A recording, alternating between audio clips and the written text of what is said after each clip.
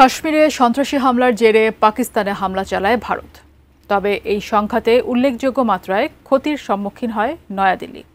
এতদিন সেই ক্ষতির পরিমাণ গোপন রাখা হলেও সম্প্রতি তা প্রকাশ্যে এসেছে। পাকিস্তানের সামরিক অভিযানে নেমে ভারতের 2 শতাধিক সেনা নিহত হয়। বিস্তারিত জানাচ্ছেন শিহাব ইসলাম।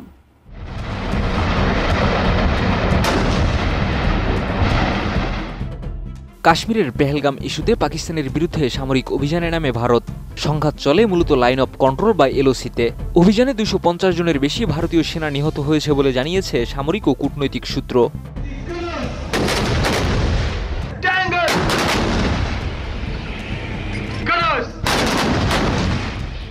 পাকিস্তানের সংবাদ মাধ্যম সামা টিভির এক প্রতিবেদনে বলা হয়েছে, এত বিপুল সংখ্যক সেনা সদস্য নিহত হলেও ভারত সরকার তা স্বীকার করেনি, বরং শুরু থেকেই ক্ষয়ক্ষতির মাত্রা গোপন রাখার চেষ্টা করেছে মোদি প্রশাসন।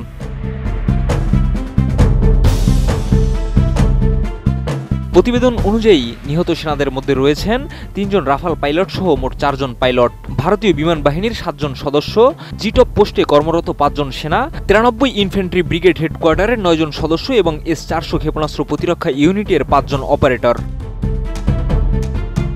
মোনালিসা হেভি ফ্লো 15 পিস প্যাকেটের সাথে 8 পিসের একটি প্যাকেট একদম ফ্রি।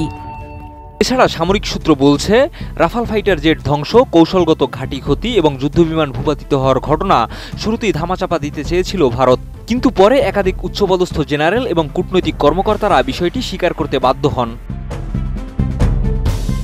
এছাড়া নিহত সেনা সদস্যদের পরিবারগুলোর উপর চাপ প্রয়োগ করা হচ্ছে, যাতে তারা সামাজিক যোগাযোগ মাধ্যমে কোনো তথ্য প্রকাশ না করেন। সরকারের লক্ষ্য যে কোনোভাবে তথ্য নিয়ন্ত্রণের মাধ্যমে পরিস্থিতি স্থিতিশীল রাখা।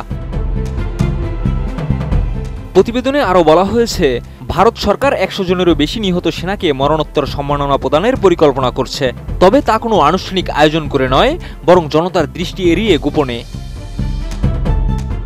এদিকে পাকিস্তানের দাবি, এই সামরিক সফলতা তাদের অপারেশন বুনিয়ানুম মারসুসের অংশ।